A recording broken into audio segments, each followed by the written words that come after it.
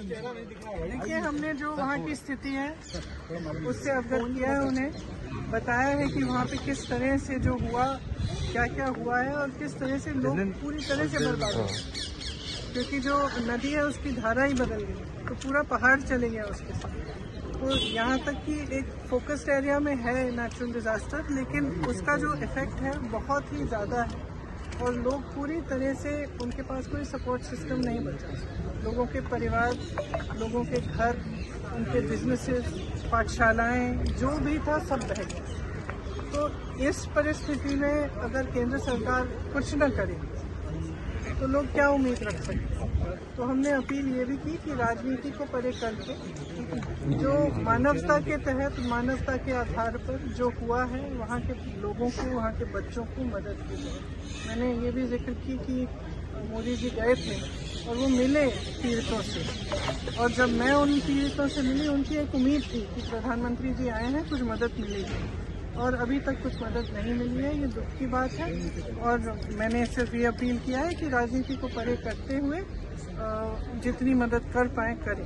क्या भरोसा मैम सरकार ने कोई आश्वासन दिया है? मैम होम मिनिस्टर ने क्या आश्वासन दिया, और आप लोगों ने प्रधानमंत्री से मिलने का समय मांगा था, क्या आगे पीएम से भी मिलेंगे? We have given representations to the Prime Minister also, Home Minister also. The devastation that has happened in that area is complete. It is a small area in which whatever was in the way of the river, when the river changed course, it has taken away. So it is not just a question of people losing one member of a family, or maybe some part of their home, or some part of their life. The people who are affected have lost absolutely everything. There are people who have lost every member of their family, young children. They have no support system. And in such circumstances, if the center cannot step up, then it sends a very bad message to the entire country actually. And especially to the victims. The Prime Minister visited, he met the victims. I personally spoke to them, and even after he met them, they expressed that now he has come, maybe we will get some relief from the center.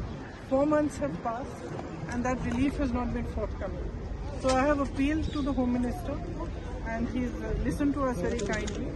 I have appealed to him that we rise above politics and truly recognize the pain and the suffering that these people have gone through. Because the suffering is immense. As I said, there are children who have lost every single member of their family. Who can they turn to if they cannot turn to Government of India, if they cannot turn for any help or assistance? Houses have been washed away. Everything has been washed away. So it is just on behalf of all the MPs of Kerala, it was our appeal to them that they should consider this very seriously and be more forthcoming with the relief so that these people can rebuild their lives.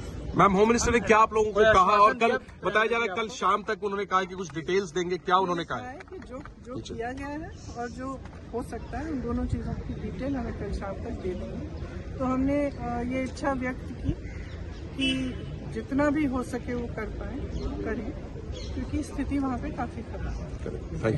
Thank you.